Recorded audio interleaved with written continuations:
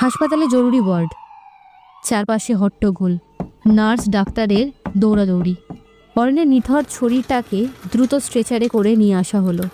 তার পুরো জামা রক্তে ভিজে গেছে। তিথি দৌড়ে এসেছে তার সঙ্গে, চোখে অশ্রু, ঠোঁটে শুধু প্রার্থনা। ডাক্তার ডাক্তার প্লিজ ওকে বাঁচান, প্লিজ। ওর কিছু হলে আমি বাঁচবো না। ছোট শহরের সকাল, রাস্তায় ভিড়, কলেজগামী ছাত্রছাত্রীদের হইচই। এই ভিড়ের মাঝেই আছে তিথি। সাদা নীল ড্রেসে কলেজে যাচ্ছে সে, কিন্তু ওর থেকে এক কদম পিছিয়ে সব সময় হাঁটে একজন, অরিন। অরিন তিথির বডিগার্ড। চুপচাপ, কম কথা বলে, কিন্তু সব সময় চোখ কান খোলা। আবার তুমি? প্লিজ আমার পেছন পেছন এসো না, সবাই হাসাহাসি করে। এটা আমার দায়িত্ব মিস তিথি। দায়িত্ব দায়িত্ব দায়িত্ব? কলেজে আসা যাওয়ার সময় আমি একা হাঁটতে পারি না? মনে হয় যেন আমি কোনো অপরাধী। আপনি অপরাধী নন, কিন্তু আপনার নিরাপত্তা আমার হাতে। তিথির মুখ লাল হয়ে ওঠে। বিরক্তি, অপমান, রাগ সব মিশে আছে। কলেজে ঢুকতেই বন্ধুরা খিলখিলিয়ে হাসে। তিথি, দেখো দেখো, আবার তোমার ছায়া আজকেও গেট পর্যন্ত এসেই দাঁড়িয়ে গেল। ওরে, তুমি তো ভাগ্যবতী, নিজের বডিগার্ড নিয়ে কলেজে আসা যাওয়া করো। আমাদের তো প্রেমিকও জোগাড় হয় না। চুপ কর তোরা। তিথি ভেতরে ভেতরে অস্বস্তি বোধ করে। বন্ধুদের ঠাট্টা, সবার কৌতূহলী দৃষ্টি, আর পিছনে দাঁড়িয়ে থাকা অরিনের স্থির চাহনি, সব মিলিয়ে কলেজের প্রথম দিনটাই যেন কেমন ভারী হয়ে যায়। এই ছেলেটাকে সবসময় এত ঠান্ডা চোখে তাকায় কেন? আমার বাবাকে বলবো আমি আর বডিগার্ড চাই না। কিন্তু তিথি জানতো না, অরিন শুধু দায়িত্বের জন্য নয়, অন্য এক অদৃশ্য কারণে তার ছায়ার মতো পাশে থাকে, যেটা সে এখনো বুঝতে পারেনি। কলেজের ভিতরে এখন দুপুর। মাঠে ছেলেরা ক্রিকেট খেলছে, বারান্দায় দাঁড়িয়ে মেয়েরা গল্প করছে। তিথি লাইব্রেরি থেকে বেরোচ্ছে, হাতে কয়েকটা বই। দূরে দাঁড়িয়ে আছে অরিন, সাধারণ পোশাকে হলেও ওর চোখ সব সময় তীক্ষ্ণ। একটা ছেলের প্রবেশ, নাম রাহুল। হাই, তুমি তিথি না? হ্যাঁ, তুমি? আমি নতুন ভর্তি হয়েছি, তোমার নাম আগেই শুনেছি, আজ অবশেষে সামনে আসতে পারলাম। রাহুল কথা বলছে হালকা ফ্লার্টি ভঙ্গিতে। তিথি প্রথমে অবাক হয়, তারপর একটু লজ্জাও পায়। শোনো, আমি জানি এটা হঠাৎ শোনাবে, কিন্তু তোমাকে প্রথম দিন থেকেই ভালো লেগেছে। তুমি কি আমার সঙ্গে কফিতে যাবে নাকি একদিন? তিথি উত্তর দেওয়ার আগেই হঠাৎ পেছন থেকে এক ছায়া নেমে আসে, অরিন। না। এই, তুমি আবার এখানে কেন? মিস তিথির সঙ্গে ব্যক্তিগতভাবে কথা বলা যাবে না, আপনার পথ অন্যদিকে। কি? আমি তো শুধু... আমি যা বলেছি ওটাই চূড়ান্ত। চারপাশে ছাত্রছাত্রীরা থমকে তাকায়। তিথির মুখে অপমান আর রাগ জমে ওঠে। অরিন, তুমি কে আমাকে থামানোর? এটা আমার জীবন, আমি যার সঙ্গে খুশি কথা বলবো। আপনি যা ভাবছেন সেটা করার অনুমতি আমার দায়িত্বে নেই। দায়িত্ব দায়িত্ব, সবসময় দায়িত্ব। আমার বাবাকে আমি আজই বলবো আমি আর বডিগার্ড চাই না। তিথির চোখে জল চলে আসে, কিন্তু অরিনের চোখে কোনো আবেগ নেই, শুধু এক রহস্যময় দৃষ্টি, যেন সে জানে সামনে আরও বড় বিপদ অপেক্ষা করছে। রাতে ঘরের ভেতর নীরবতা। তিথি রাগে গুমড়ে বাড়ি ফেরে। ডাইনিং টেবিলে বসে বাবা কাগজপত্র দেখছিলেন। তিথি ধপাস করে ব্যাগটা ছুঁড়ে রাখে। বাবা, আমি এই ছায়ার মতো মানুষটাকে চাই না। কলেজের সবাই আমার সাথে মজা করে, আমি কারোর সাথে কথা বলেও সে বাধা দেয়। কোনো কিছু ঘটেছে আজ? এক নতুন ছেলে শুধু বন্ধুত্ব করতে এসেছিল, অরিন এসে এমনভাবে ধমক দিল যে আমাকে অপরাধ করছে। বাবা চুপ করে তাকালেন, চোখে যেন দুঃখের ছাপ। তিথি, তুমি বুঝবে না, অরিন শুধু তোমার বডিগার্ড নয়, সে আমার উপর দেওয়া আস্থা। মানে? আস্থা মানে কি? আমি কি ছোট বাচ্চা নাকি? তোমার মায়ের মৃত্যুর পর থেকে আমি একা। আমি চাই না তোমার উপর কোনো আঁচ আসুক। তোমাকে আমি অনেক শত্রুর হাত থেকে বাঁচিয়ে রাখছি, তুমি শুধু সেটা জানো না। তিথি হকচকিয়ে যায়। বাবার কথায় যেন অজানা এক ভয় ঢুকে পড়ে মনে। কিন্তু বাবা, আমার শত্রু থাকবে কেন? আমি তো শুধু কলেজে পড়ি। সব সত্যি এখন বলা যাবে না, একদিন তুমি বুঝবে। কিন্তু মনে রেখো, অরিন তোমার পাশে আছে কারণ সে তোমাকে শুধু রক্ষা করার জন্য নয়, প্রয়োজনে নিজের জীবন পর্যন্ত দিয়ে দেবে। তিথি চুপ করে যায়। অরিনের ঠান্ডা চোখে কি সত্যি কোনো রহস্য লুকিয়ে আছে? সে কি শুধুই বডিগার্ড, নাকি আরও কিছু? পরের দিন সকাল, কলেজের গেট। তিথি ভিতরে ঢুকছে, আর ঠিক আগের মতো অরিন পিছনেই হাঁটছে। ছায়ার মতো উপস্থিতি, স্থির মুখ, নির্লিপ্ত চোখ। দেখ দেখ, তিথির প্রাইভেট বডিগার্ড এসে গেছে। আজকেও এক পা পিছনে, ভিআইপি স্টাইল। তিথি, তোর তো আর প্রেমিক লাগবে না, তোর ছায়াটাই সারা জীবন তোকে পাহারা দেবে। তোরা চুপ করবি? তিথির গলা কেঁপে ওঠে। বন্ধুদের চোখে শুধু মজা, কিন্তু তার কাছে একটা অপমান। শোন, আমি আর পারছি না। তুমি আমার জীবনের অংশ নও, শুধু দায়িত্ব পালন করছো, সেটা করো, কিন্তু আমার চারপাশের ছায়ার মতো ঘুরে বেড়াবে না।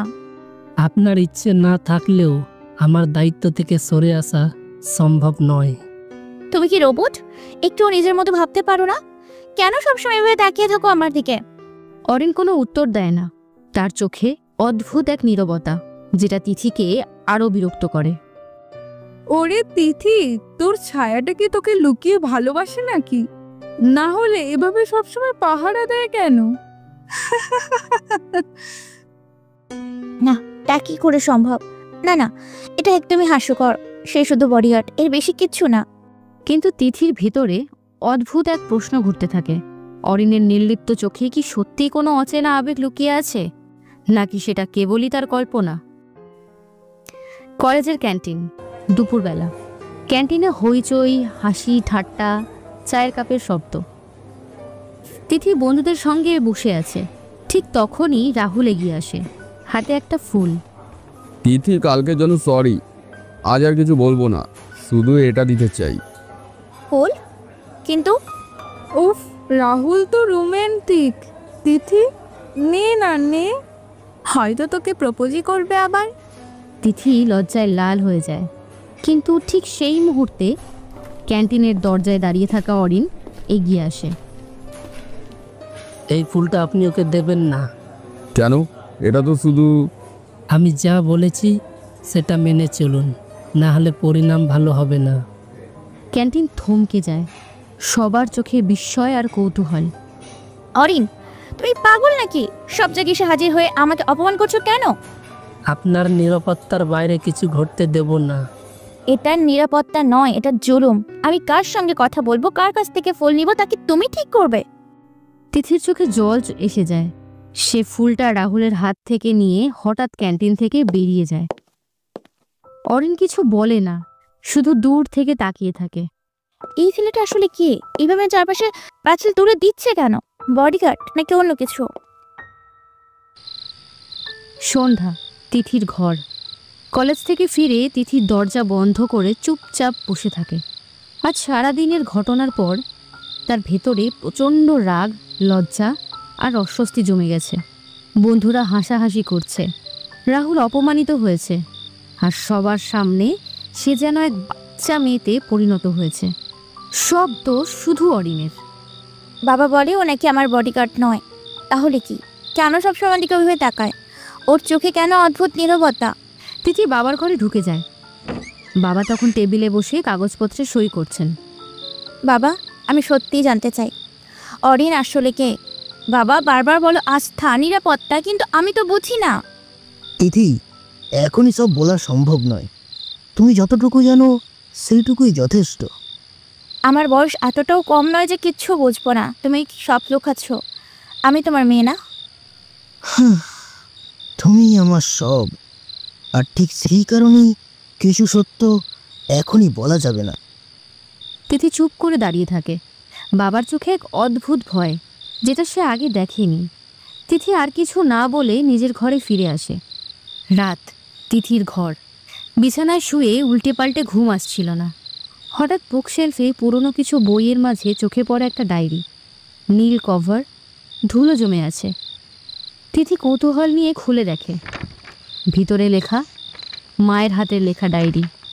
আজ আবার সেই ছেলেটাকে দেখলাম, চোখে যেন পাহাড়ের মতো নীরবতা। ও আমার রক্ষা করার জন্য জন্মেছে। তিথি থমকে যায়। মায়ের ডায়েরির পাতায় আরও কিছু লাইন। তুমি যদি না থাকো হয়তো তিথিকে আমি বাঁচাতে পারবো না। তুমি ছায়ার মতো পাশে থেকো। ছায়ার মতো পাশে থেকো, এটা কি অরিনের কথা বলা? তিথির শরীর কেঁপে ওঠে। তার মা কি অরিনকে চিনতেন, নাকি এটা কেবলই কাকতালীয়? বাইরে জানলার ওপারে ছায়ার মতো দাঁড়িয়ে আছে অরিন। স্থির চোখে চাঁদের আলোয় তাকিয়ে আছে তিথির ঘরের দিকে।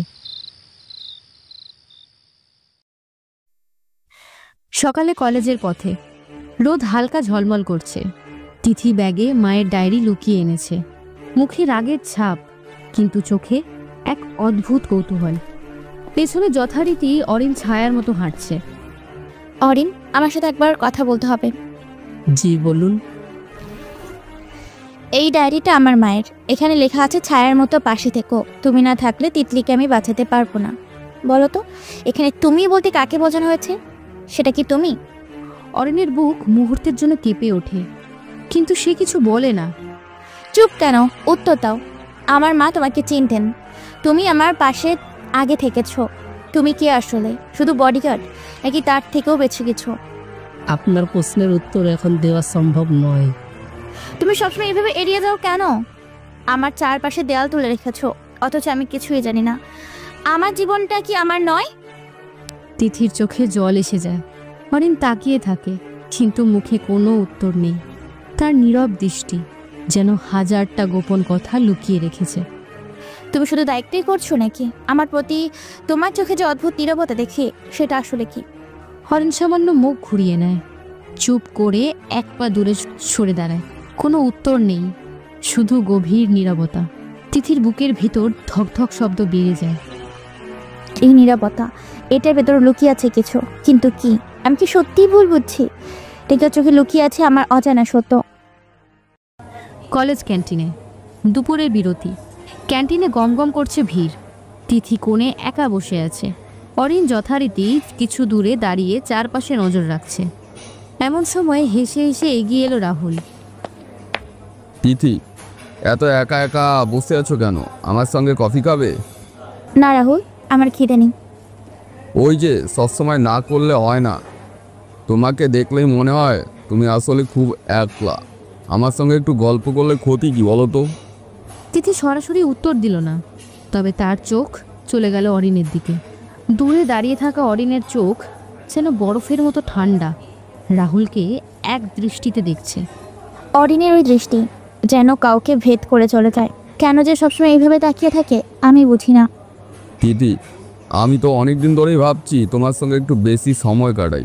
তুমি চাইলে আজকে কলেজের শেষে আমরা হাঁটতে বেরোতে পারি, বুঝেছো? কিন্তু তিথির কথা শেষ হওয়ার আগেই রাহুলের ফোন বেজে উঠল। সে ব্যস্ত হয়ে ফোন ধরল।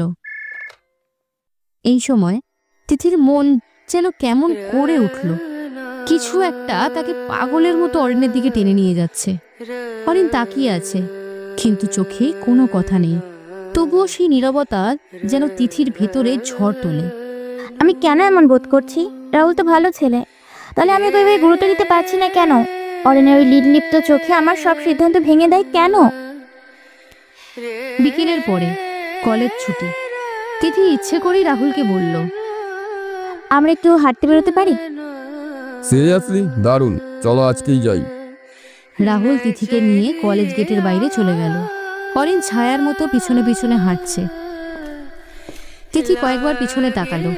অরিন একদম চুপচাপ, কিন্তু তার চোখ যেন গোপন সব কথা বলে দিচ্ছে। তুমি কিছু বলো না কেন অরিন? শুধু নীরবে পাহারা দাও? তাহলে আমার কাছে এত কাছে দাঁড়িয়ে থেকেও কেন তোমার ছায়া আমাকে এইভাবে কাঁপিয়ে তোলে?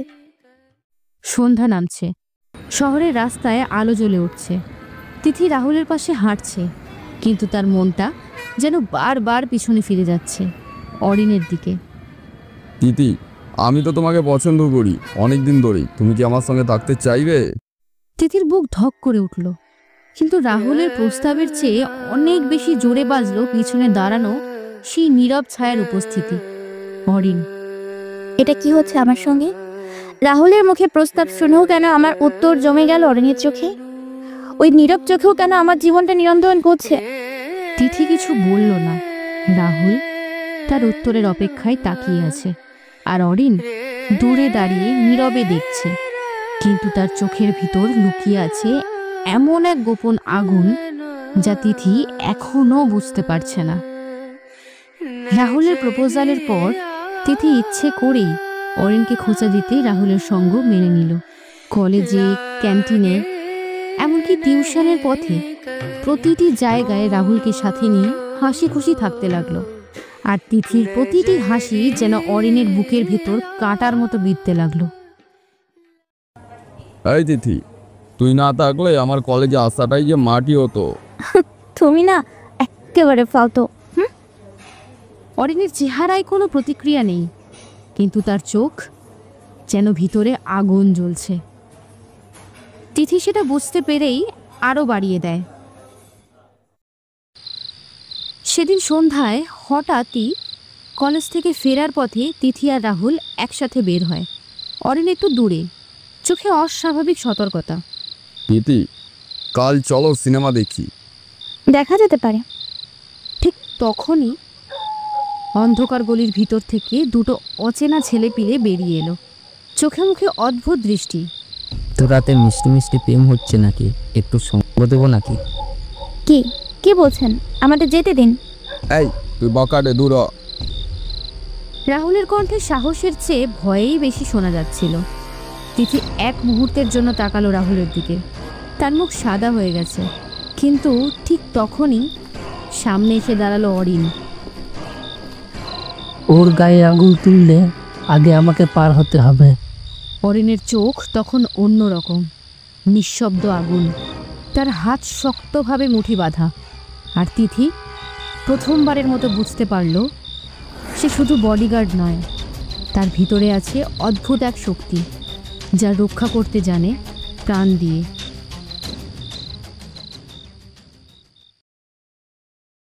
ক্লাস শেষে বিকেলবেলা তিথি কলেজের গেটে বেরোচ্ছে। পাশে রাহুল, আর একটু দূরে দাঁড়িয়ে অরিন। তিথি, আজ সন্ধ্যায় একটু কফি হয়ে যাবে শুধু আমরা দুজনে? কেন নয়? আমি তো বলেছিলাম কলেজ জীবনটা উপভোগ করতে বলে চলবে না। অরিন দূর থেকে তাকিয়ে আছে, তার চোখে হালকা লালচে দৃষ্টি, ঠোঁট শক্তভাবে চেপে ধরা। দারুণ, আমি বাইক নিয়ে আসছি। রাহুল বাইক আনতে যায়। তিথি কলেজের গেটে কাছে দাঁড়িয়ে। হঠাৎ অরিন খুব ধীর পায়ে তার কাছে আসে। তার গলার স্বর শান্ত, কিন্তু ভিতরে যেন হিমশীতল হাওয়া বইছে। তুমি জানো না কার সাথে কেমন ব্যবহার করা উচিত?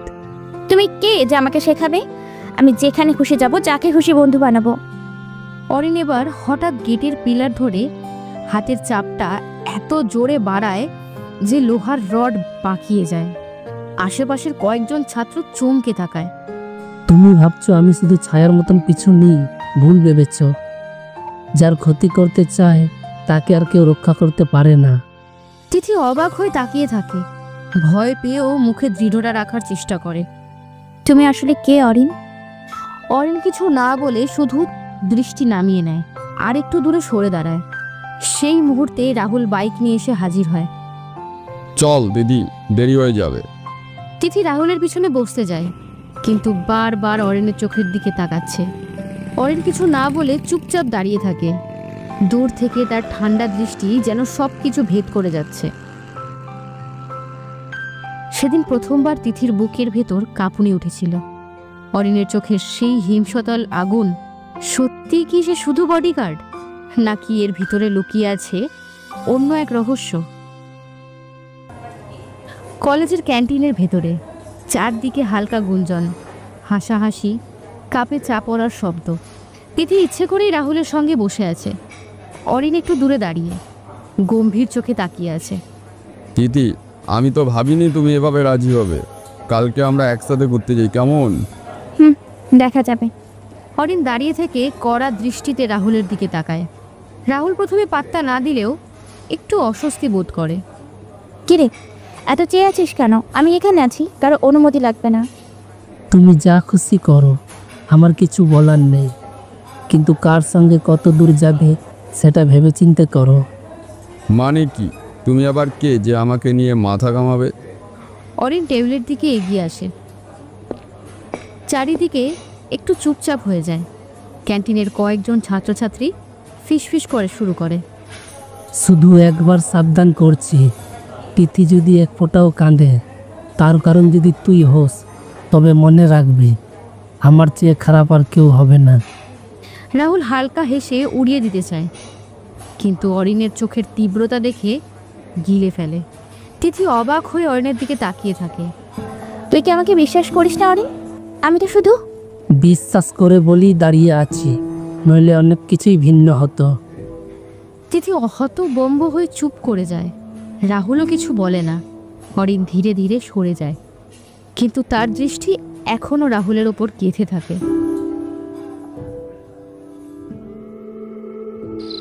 তিথি একা বাড়ি ফিরছে। সন্ধ্যার হাওয়ায় রাস্তায় হালকা শীষের মতো শব্দ, পায়ের আওয়াজ শোনা যায়।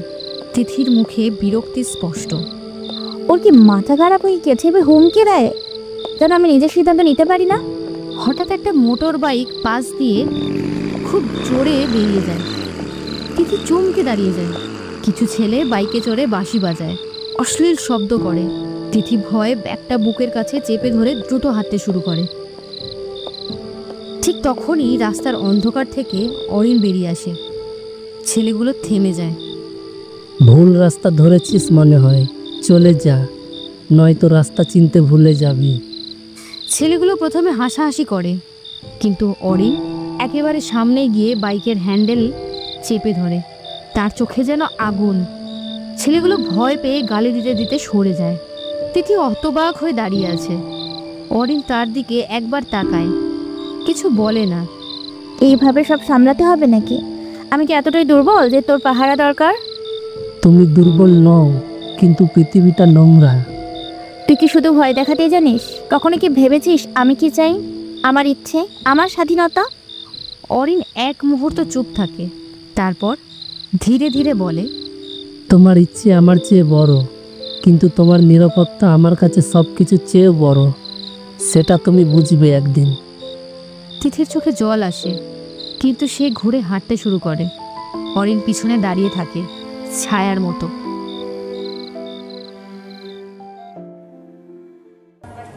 কলেজের ক্যান্টিন। রাহুল আর তিথি একসাথে বসে আছে। টেবিলে কফির কাপ, আশেপাশে ছাত্রছাত্রীদের ভিড়।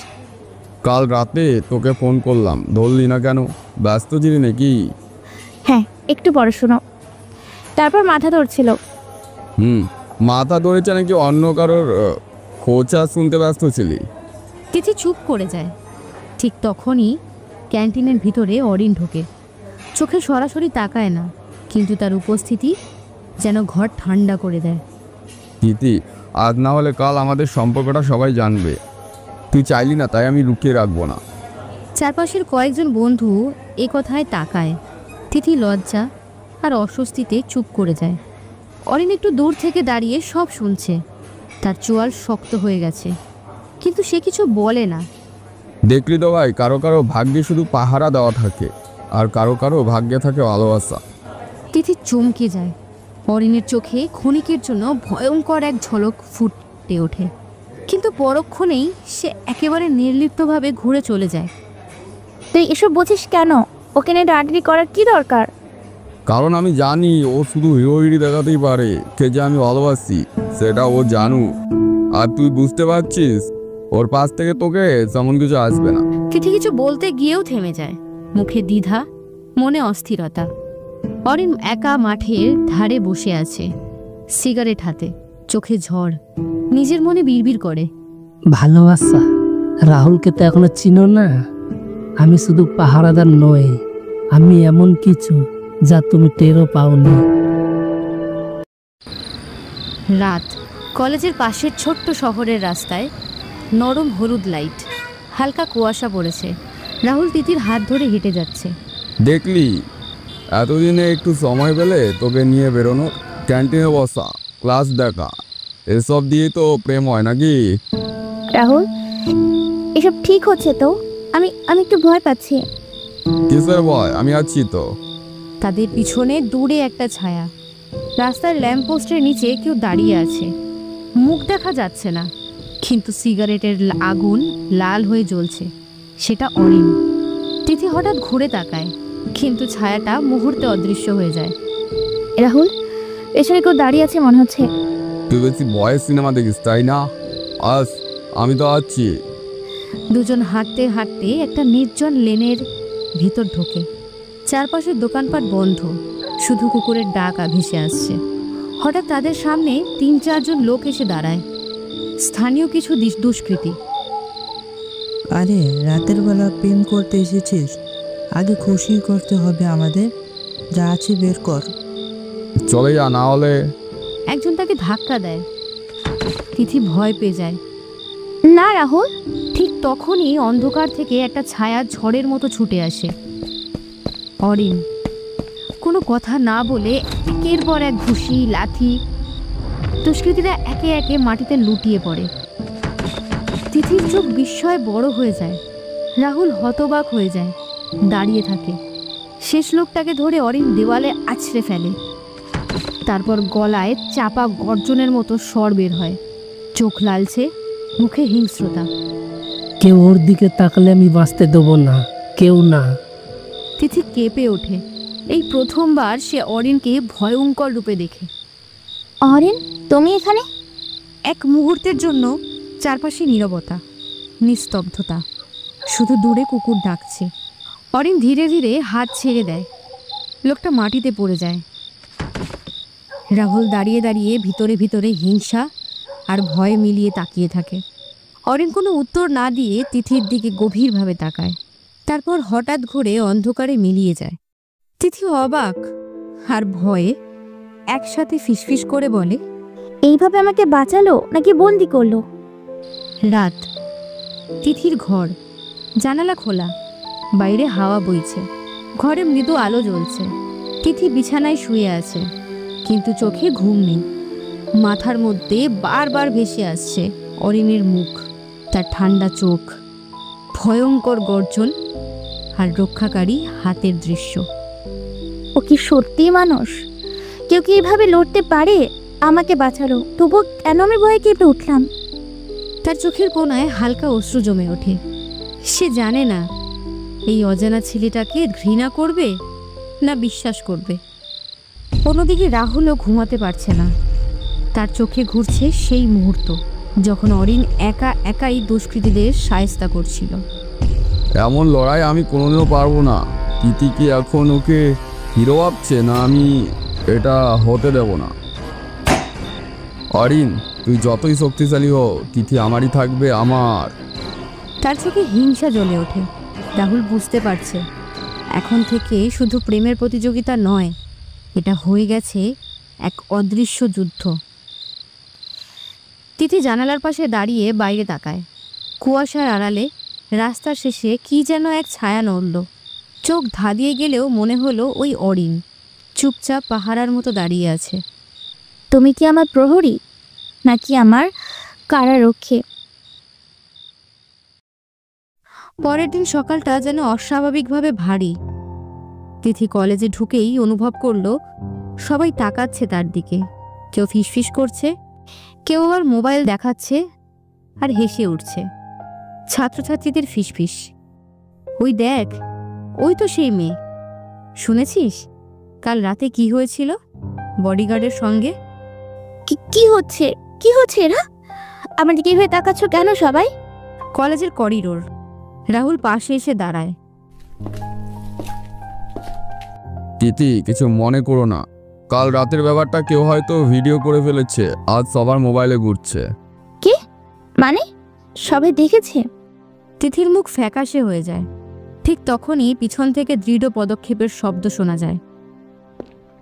অরিন করিডোরে প্রবেশ করে। চারপাশে ছাত্রছাত্রী চুপ হয়ে যায়। অরিন চুপচাপ এগিয়ে আসে। সবাই যেন তার ভয়ের সামনে নিশ্চুপ। তিথির দিকে একবার তাকিয়েই সে সোজা সামনে চলে যায়। ও, কাল রাতের পর আজও পাহারা দিচ্ছে নাকি নাকি শুধু দেখছে আমাকে?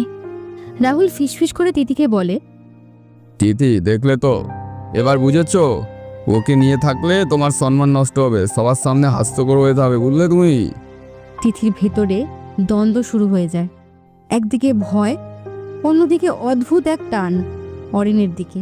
সে নিজেই বুঝে উঠতে পারছে না কার উপর ভরসা করবে। তিথি জানালা ঘেঁষা বেঞ্চে বসে আছে, চোখে মুখে অস্বস্তি। মনে হচ্ছে সবাই তার দিকেই তাকিয়ে আছে, কিন্তু অরিন বসেছে একেবারে শেষ বেঞ্চে, নীরবে তাকিয়ে আছে। এই যে আমাদের কলেজে হিরোইনরা হাজির। কালকে রাতের ভিডিওটা কিন্তু দারুণ হয়েছে। হ্যাঁ রে, আজকাল বডিগার্ড নাকি প্রেমিক হয়।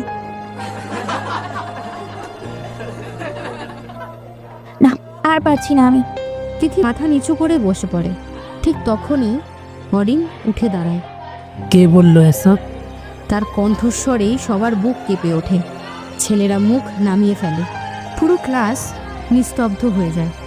ও কেন আমাকে কেন এত রক্ষা করে বারবার? আমি কি কোনোদিন চাইনি? ক্লাস শেষ, সবাই বেরিয়ে যাচ্ছে। রাহুল করিডোরে দাঁড়িয়ে আছে, মুখে রহস্যময় হাসি। এভাবে তো চলবে না, এই অরিনকে যদি না সরাই তিথি কখনো আমার হবে না।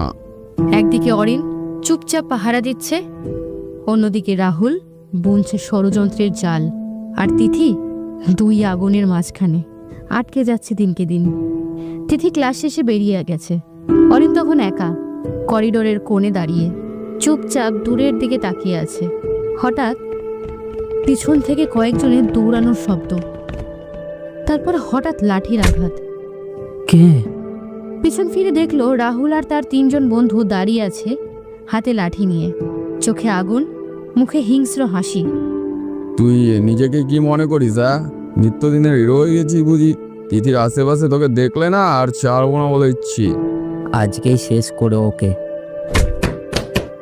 অরিন প্রথমে এড়ানোর চেষ্টা করেছিল, কিন্তু ওর চোখে হঠাৎ জ্বলে উঠল অন্যরকম দৃষ্টি। সে আর পারল না, বরং শক্ত হাতে লাঠিটা কেড়ে নিল। বারবার বলেছি তিথিকে নিয়ে নোংরা কিছু বলবি না, না হলে এর ফল ভালো হবে না।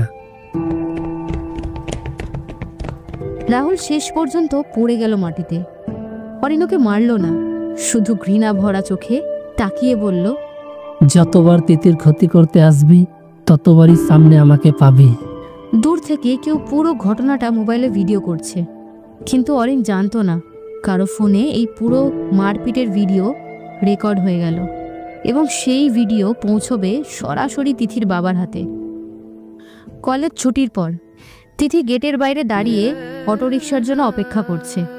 তিথির মনে আজ সারাদিন অদ্ভুত অশান্তি। অরিনকে সে সবার সামনে মার খেতে দেখেছে, আবার একাই সামলে নিতে দেখেছে। তার ভিতরে একটা অদ্ভুত টান, যা সে নিজেই বুঝতে পারছে না। হঠাৎ সামনের দিক থেকে কালো রঙের এক গাড়ি তীব্র গতিতে ছুটে এলো।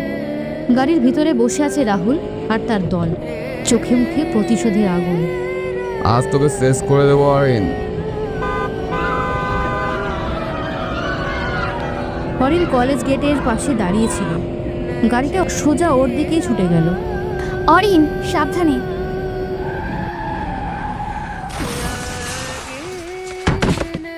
এক মুহূর্তে সব কিছু থেমে গেল। অরিন মাটিতে পড়ে আছে, রক্তে ভিজে যাচ্ছে জামা, চারপাশে ভিড় জমেছে। তিথি দৌড়ে গিয়ে অরিনকে বুকে টেনে নিল। অরিন প্লিজ চোখ খোলো, তুমি কিছু বলো। তুমি আমাকে একা ফেলে যেতে পারো না। আমি জানতাম না আমি তোমাকে কতটা ভালোবাসি। প্রথমবার নিজের মনের কথা বলে ফেললো তিথি, যা এতদিন লুকিয়ে রেখেছিল। আর চারপাশে সবার চোখে সেই দৃশ্য যেন পরিষ্কার হয়ে গেল। অরিন কেবল একজন বডিগার্ড নয়, সে তিথির নিঃশব্দ প্রেমের প্রহরী। হাসপাতালে জরুরি ওয়ার্ড, চারপাশে হট্টগোল, নার্স ডাক্তারের দৌড়াদৌড়ি। অরিনের নিথর শরীরটাকে দ্রুত স্ট্রেচারে করে নিয়ে আসা হলো। তার পুরো জামা রক্তে ভিজে গেছে। তিথি দৌড়ে এসেছে তার সঙ্গে, চোখে অশ্রু, ঠোঁটে শুধু প্রার্থনা। ডাক্তার ডাক্তার প্লিজ ওকে বাঁচান, প্লিজ। ওর কিছু হলে আমি বাঁচবো না। শান্ত হও, বড়সড় আঘাত লেগেছে, প্রচুর রক্তক্ষরণ হয়েছে। আমরা চেষ্টা করছি, তবে কিছুই নিশ্চিত নয়। অপারেশনের থিয়েটারে দরজা বন্ধ হয়ে গেল। তিথি একা দাঁড়িয়ে রইল বাইরে। ভিতরে চলছে জীবন মৃত্যুর লড়াই। হাসপাতালের জানালার পাশে বসে তিথি মনে মনে প্রার্থনা করছে, তার ভিতরটা ফেটে যাচ্ছে অপরাধ বোধে। যদি আগেই স্বীকার করতো অরিনকে, যদি আগেই বলতো তার মনের কথা। অরিন, তুমি শুনছো তো? আমি তোমাকে ভালোবাসি। তুমি ছাড়া আমি কিছুই না। তুমি যদি না থাকো আমি বাঁচবো কিভাবে? অপারেশনের ভিতরে ডাক্তাররা মরিয়া হয়ে চেষ্টা চালাচ্ছে। অরিনের হৃদস্পন্দন একবার থেমে গিয়ে আবার জেগে উঠল। কুইক, আরো প্রেশার দাও, ওকে হারাতে দেব না। হাসপাতালের সাদা দেওয়ালগুলো যেন ঠান্ডা হয়ে উঠেছে। মেশিনের শব্দ, মনিটরের টিক টিক ধ্বনি, আর তিথির চোখের জল। অরিন অনেকক্ষণ ধরে মৃত্যুর সঙ্গে লড়েছে, কিন্তু শরীরের ভিতর রক্তক্ষরণ এত বেশি যে ডাক্তারদের হাতেও আর কিচ্ছু করার নেই। আমরা চেষ্টা করছি, কিন্তু সরি। তিথির চোখ যেন ঝাপসা হয়ে গেল, কান্নায় ভেঙে পড়ল সে। না না, এভাবে যাবে না তুমি অরিন। আমি তো কিছুই বলিনি তোমাকে। আমি তো বলতে পারিনি আমি তোমাকে ভালোবাসি অরিন। শুনতে পাচ্ছ? আমি ভালোবাসি তোমাকে। কিন্তু অরিনের চোখ বন্ধ, ঠোঁট নীরব, শরীর স্থির হয়ে গেছে। যে মানুষটা সারা জীবন নিঃশব্দে তার পাশে থেকে গেছে, নিজের জীবন দিয়েও তাকে বাঁচিয়েছে, সে আজ নেই। তুমি কেন এমন করলে? তুমি তো বলেছিলে আমার দায়িত্ব তুমি, কিন্তু এইভাবে দায়িত্ব পালন করে তুমি আমাকে একা করে দিলে কেন? হাসপাতালের করিডোরে সবার চোখে জল। অরণ্য, তিথির বাবা, নিশ্চুপ দাঁড়িয়ে আছে। তিথির বুক ফেটে যাচ্ছে। তার ভিতরে শুধু একটাই কথা, প্রেমের প্রহরী সে আর নেই। তিথি হঠাৎ বুঝল, প্রেম কখনো বলা হয় না, প্রমাণ হয়। আর অরিন নিজের জীবন দিয়েই প্রমাণ করে গেল। সে শুধু বডিগার্ড ছিল না, সে ছিল তিথির, তার প্রেমের প্রহরী। অরিনের মৃত্যুর পর তিথির পৃথিবী যেন থমকে গেল। তার হাসি, তার কণ্ঠ, তার জীবন সব যেন অরিনের সঙ্গেই চলে গেছে। দিন যায়, রাত যায়, কিন্তু তিথির ঘুম আসে না। প্রতিটা দেওয়ালে, প্রতিটা ছায়ায় সে শুধু অরিনকে খুঁজে ফেরে। অরিন, অরিন তুমি কোথায়? তুমি তো বলেছিলে আমায় ছেড়ে যাবে না। কোথায় লুকিয়ে আছো? বন্ধুরা তাকে বোঝানোর চেষ্টা করে। বাবা কাঁদে, অরণ্য পাশে থাকে, কিন্তু তিথির চোখ শুধু এক মুখ খোঁজে, অরিনের। তিথি কলেজে যায়। ক্লাসে হঠাৎ খালি চেয়ারের দিকে তাকিয়ে ফিসফিস করে। এই তো তুমি বসে আছো না, শুনছো? আমার জন্য এলে তো আবার আমাকে পাহারা দিতে। কিন্তু চেয়ারে কেউ নেই, সবাই আতঙ্কে তাকিয়ে থাকে। তিথি আস্তে আস্তে নিজের জগতে বন্দী হয়ে যাচ্ছে। তুমি মরতে পারো না। না, তুমি মরনি, তুমি আছো আমার চোখের ভেতর, আমার নিঃশ্বাসে। অরিনের ভালোবাসা তাকে পাগল করে দিল। সে বিশ্বাস করতে পারল না তার প্রেমের প্রহরী আর নেই। ভালোবাসা মানুষকে বাঁচায়, আবার ভালোবাসাই মানুষকে পাগল করে দেয়। তিথি প্রমাণ করে দিল, কেউ যদি সত্যি মনে কাউকে ভালোবাসে, তাহলে সেই মানুষ হারিয়েও চিরদিন বেঁচে থাকে পাগলামির ভেতরে। বলো ইয়া, বলো, বলো না।